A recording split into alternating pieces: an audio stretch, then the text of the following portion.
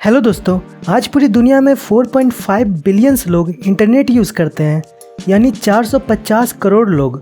और इंडिया में लगभग 46 करोड़ लोग इंटरनेट को यूज़ करते हैं और ये नंबर हर दिन तेज़ी से बढ़ रही है।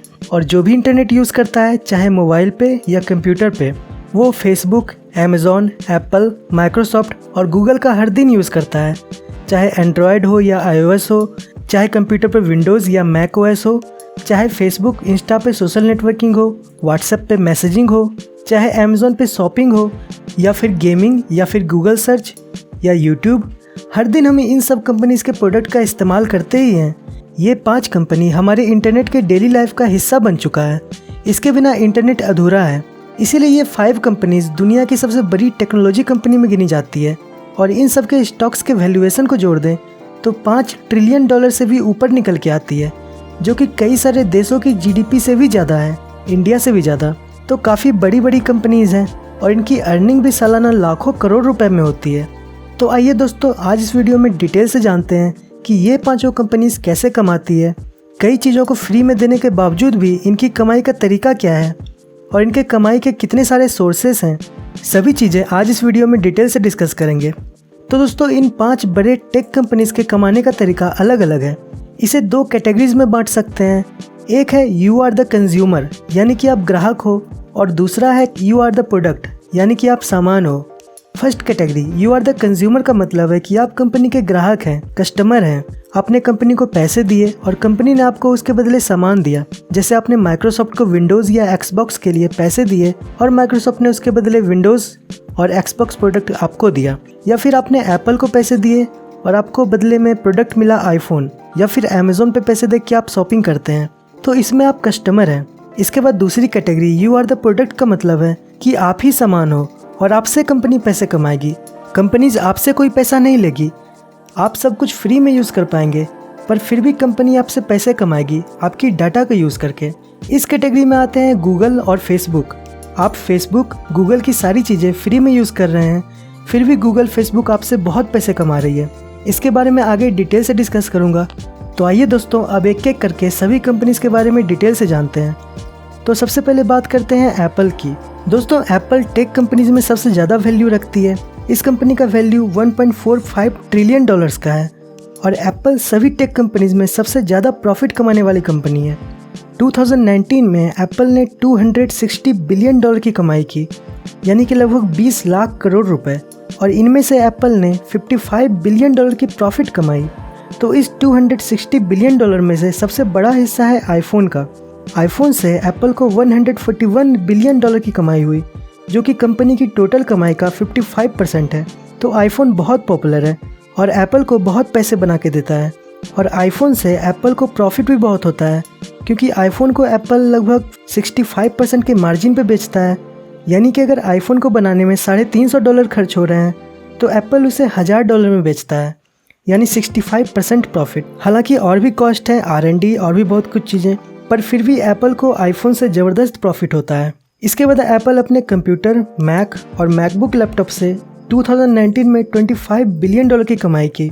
इसके बाद आईपैड भी बहुत पॉपुलर है, जिससे एप्पल ने $22 बिलियन की कमाई की। इसके अलावा एप्पल होम सर्विसेज और एसेसरीज भी बेचता है, जैसे AirPods, Apple watch, iPhone case, battery, iPad keyboard, home pods. तो ये सब से भी एप्पल ने 2019 में $24 बिलियन की कमाई की। इसके बाद अब एप्पल ने ऑनलाइन सर्विस में भी एक्सपेंड किया है, जैसे Apple TV plus streaming service, Apple care, Apple पे, आईट्यून्स, iCloud की अर्निंग। इसके अलावा ऐप स्टोर से अर्निंग, जो एप्पल 50 से 30% रखता है और बाकी डेवलपर्स को देता है। इसके अलावा गूगल भी एप्पल को सालाना लगभग $10 बिलियन देता है, सिर्फ इसलिए कि एप्पल अपने ब्राउज़र सफारी में गूगल को डिफ़ॉल्ट सर्च इंजन बना के रखे। तो इन सब सर्विसेज से एप्पल को 2019 में $46 बिलियन की कमाई हुई। तो दोस्तों, ये था एप्पल की अर्निंग का ब्रेकडाउन। अब दोस्तों बात करते हैं गूगल की। गूगल की अर्निंग का तरीका एप्पल से काफ़ी अलग है। गूगल की अर्निंग का तरीका दूसरी कैटेगरी में आता है, जो कि है यू आर द प्रोडक्ट। यानी कि गूगल आपसे डायरेक्ट पैसे नहीं लेगा, बल्कि इनडायरेक्ट तरीके से आपसे पैसे कमाता है।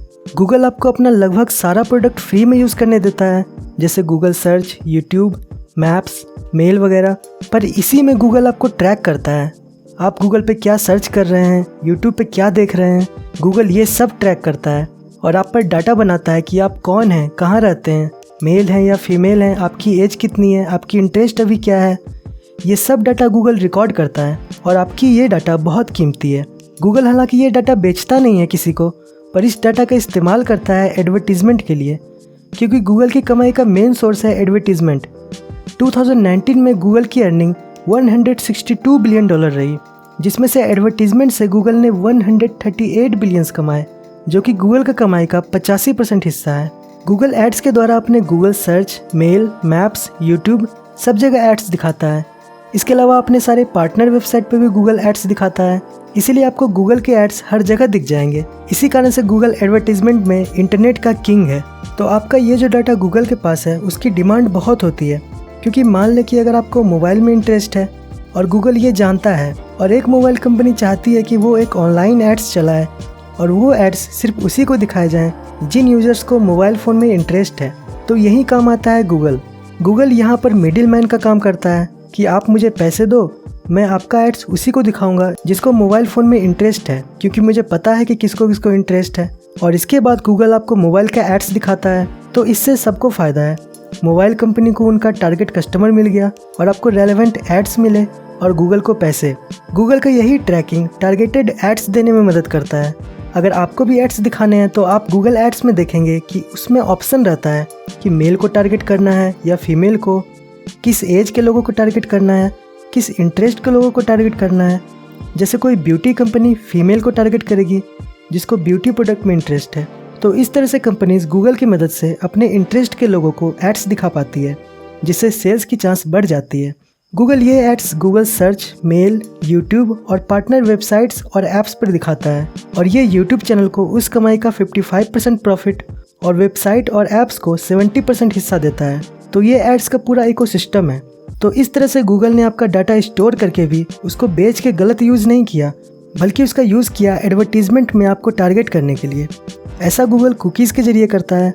आप अपने ब्राउज़र में देख सकते हैं कि कुकीज़ में DoubleClick.net में IDE कुकीज़, Google.com में ANID और AID वगैरह कुकीज़। इससे गूगल आपकी एड्स पर्सनलाइजेशन ID बना लेता है और उसी से आपको एड्स देता है। और ये ट्रैकिंग आप चेक भी कर सकते हैं, जैसे ये मेरा है। मैंने कुछ दिन पहले AC की वीडियो बनाई थी, तो AC सर्च किया था तो गूगल ने उसे सेव कर लिया और अब मुझे AC के एड्स आने लगे। पर दोस्तों आप चाहें तो इस एड्स पर्सनलाइजेशन को बंद भी कर सकते हैं, तो फिर गूगल आपकी डाटा सेव नहीं करेगा और फिर आपको अनरिलेटेड एड्स दिखाई देंगे। तो इस तरह से गूगल अपनी टोटल इनकम में से 85% सिर्फ एडवर्टीजमेंट से ही अर्न करता है। इसके बाद बाकी की अर्निंग ये you are the customer type से करती है, जैसे Google Pixel phone, Google home, Google cloud और गूगल प्ले स्टोर वगैरह से करता है, जिसमें ऐप परचेजेस और इन ऐप परचेजेस से कमाई होती है। तो दोस्तों ये थी गूगल की 2019 की अर्निंग $162 बिलियन, जिसमें से प्रॉफिट $32 बिलियन की हुई। इसके अलावा गूगल नए नए स्टार्टअप्स को भी एक्वायर करता रहता है, जिससे फ्यूचर में और ज़्यादा प्रॉफिट हो अगर कोई स्टार्टअप सक्सेसफुल हो गया तो। अब दोस्तों चलते हैं अमेज़ॉन की अर्निंग पे। अब अमेज़ॉन की कमाई का तरीका है you are the consumer category में, क्योंकि इसमें तो क्लियर है कि आप पैसे देते हैं शॉपिंग में और अमेज़ॉन बदले में आपको सामान देता है। हालांकि अमेज़ॉन एडवर्टीजमेंट भी करता है अमेज़ॉन साइट पर, जहां आप स्पॉन्सर्ड लिस्टिंग देखते हैं प्रोडक्ट का, तो वो एडवर्टीजमेंट है अमेज़ॉन पे, जिससे अमेज़ॉन को अर्निंग होती है। पर एडवर्टीजमेंट अमेज़ॉन की अर्निंग का बस एक छोटा सा हिस्सा है, सिर्फ 4.7 बिलियंस। अमेज़ॉन की मेन अर्निंग शॉपिंग से होती है, जो कि 2019 में रही $141 बिलियन, जिसमें सारे सामान और अमेज़ॉन का खुद का सामान भी इंक्लूडेड है, जो कि है Amazon Echo devices, Kindle e books, fire sticks और फायर टैबलेट। इसके बाद अमेज़ॉन ने प्राइम सब्सक्रिप्शन से $20 बिलियन की कमाई की 2019 में, जिसमें फ्री शिपिंग, प्राइम वीडियो और प्राइम म्यूजिक होता है। और इसके अलावा अमेज़ॉन अपने क्लाउड सर्विस AWS, जिसमें बड़ी बड़ी कंपनी जैसे नेटफ्लिक्स वगैरह अपनी डाटा होस्ट करती है, उससे अमेज़ॉन को लगभग $35 बिलियन की कमाई हुई। तो इसके अलावा और भी चीज़ें जैसे फिजिकल स्टोर्स वगैरह मिला के अमेज़ॉन ने 2019 में $280 बिलियन की कमाई की, जिसमें सिर्फ $11 बिलियन का प्रॉफिट हुआ, जो कि बहुत कम है। जो कि गूगल और एप्पल ने अमेज़ॉन से कम कमा के भी अमेज़ॉन से ज़्यादा प्रॉफिट बनाया, क्योंकि जैसे एप्पल को आईफोन में या गूगल को एड्स में जितना प्रॉफिट होता है उतना अमेज़ॉन को शॉपिंग से नहीं होता। तो दोस्तों ये थी अमेज़ॉन की अर्निंग। अब आगे बढ़ते हैं फेसबुक की अर्निंग के तरीके पे। फेसबुक भी फ्री है, और जैसे मैंने पहले बताया कि जो सर्विस फ्री है उसमें आप प्रोडक्ट हैं। कंपनीज आपसे पैसे कमाती है और फेसबुक में भी यही होता है। फेसबुक पे 2.6 बिलियन यूज़र्स हैं, यानी 260 करोड़ लोग एक्टिव हैं, यानी कि कंपनीज के लिए एक बहुत बड़ा टारगेट कस्टमर रेंज है और ये कंपनीज आप तक अपना एड्स पहुंचाना चाहती है। और गूगल की तरफ फेसबुक भी टारगेटेड एड्स ऑफर करते हैं, यानी कि अगर आपको गेम्स में इंटरेस्ट है तो आपको गेम्स के ऐड आएंगे, कपड़ों में इंटरेस्ट है तो आपको कपड़ों के एड्स आएंगे। तो ये टारगेटेड एड्स के लिए फेसबुक आपकी डाटा कलेक्ट करता है। आपकी प्रोफाइल डाटा से लेके आप क्या पोस्ट करते हैं, लाइक करते हैं और कमेंट करते हैं, कौन से ग्रुप में ज्वाइन करते हैं, ये सब फेसबुक रिकॉर्ड करता रहता है। और इस तरह से फेसबुक आपके बारे में बहुत कुछ जान जाता है कि आप कहाँ हैं, क्या पसंद करते हैं और भी कई सारी चीज़ें। और उसके बाद आपकी डाटा का यूज़ एड्स के लिए करता है और ये एड्स आपको फेसबुक मैसेंजर और इंस्टाग्राम पे हर जगह मिल जाएंगे। एडवर्टीजमेंट ही फेसबुक की कमाई का मेन सोर्स है और 2019 में फेसबुक ने $70.6 बिलियन कमाए, जिसमें से एडवर्टीजमेंट से $69.6 बिलियन कमाए, जो कि कमाई का 98.5% हिस्सा है। तो हाँ दोस्तों, आप कह सकते हैं कि फेसबुक सिर्फ एडवर्टीजमेंट से कमाता है। कुछ एड्स में एफबी को पूरा प्रॉफिट होता है, तो पेजेस और वीडियोस में फेसबुक क्रिएटर के साथ अर्निंग शेयर भी करता है। इसके अलावा व्हाट्सएप की बात करें तो इसमें तो एड्स भी नहीं है, तो क्या इससे फेसबुक कमाता है? तो आंसर है हाँ, थोड़ा बहुत। जैसे व्हाट्सएप बिजनेस से फेसबुक को अर्निंग हो रही है, तो ज़्यादा अर्निंग नहीं है, पर फिर भी व्हाट्सएप फेसबुक के लिए बहुत इंपॉर्टेंट है, क्योंकि व्हाट्सएप से लोगों का और ज़्यादा डाटा फेसबुक को मिलता है और फ्यूचर में व्हाट्सएप से भी कमाने का फेसबुक कोई रास्ता निकाल ही लेगा। जैसे इंस्टाग्राम से फेसबुक पहले नहीं कमाता था, पर अब कमा रहा है। 2019 में $20 बिलियन सिर्फ इंस्टाग्राम से ही आया। तो दोस्तों, ये था फेसबुक की अर्निंग का तरीका। अब बढ़ते हैं अपने लास्ट कंपनी की तरफ, जो है माइक्रोसॉफ्ट। माइक्रोसॉफ्ट में mainly you are the consumer category से पैसे कमाता है। माइक्रोसॉफ्ट के पास बहुत कुछ है, जैसे Windows 10, MS office suit, azure cloud service और हार्डवेयर भी, जैसे सरफेस लैपटॉप, एक्सबॉक्स वगैरह, जो कि माइक्रोसॉफ्ट की कमाई का बड़ा हिस्सा है। 2019 में माइक्रोसॉफ्ट ने टोटल $125 बिलियन की कमाई की, जिसमें से MS ऑफिस और बिजनेस नेटवर्किंग साइट लिंक्डइन से कमाई हुई टोटल $41 बिलियन। इसके बाद माइक्रोसॉफ्ट एज्योर क्लाउड सर्विस से माइक्रोसॉफ्ट ने $40 बिलियन कमाए और विंडोज 10 और सरफेस लैपटॉप और एक्सबॉक्स गेमिंग और गेम्स से $45 बिलियन कमाए। इसके अलावा माइक्रोसॉफ्ट बिंग सर्च इंजन और अपने एडवर्टीजमेंट नेटवर्क से भी पैसे कमाता है, पर यह गूगल जितना बड़ा नहीं है। तो दोस्तों, ये सब थी दुनिया की 5 बड़ी टेक्नोलॉजी कंपनी और इनके पैसे कमाने का तरीका, जिसमें एप्पल, माइक्रोसॉफ्ट और अमेज़ॉन आपसे पैसे लेके आपको उसके बदले अपने प्रोडक्ट्स देती है और उसी से पैसे कमाती है। पर गूगल और फेसबुक जैसी कंपनी आपसे डायरेक्ट पैसे नहीं लेती, बल्कि आपकी डाटा का यूज़ एडवर्टीजमेंट में करके आपसे इनडायरेक्टली पैसे कमाती है। और इस तरह से आपको जानकर आश्चर्य होगा कि गूगल फेसबुक एक पर्सन से कितना कमा लेती है। जैसे फेसबुक ने 2019 में हर यूजर से $30 कमाए बिना उनसे पैसे लिए। इससे ये साबित होता है कि आपकी डाटा की कितनी वैल्यू होती है इंटरनेट पे।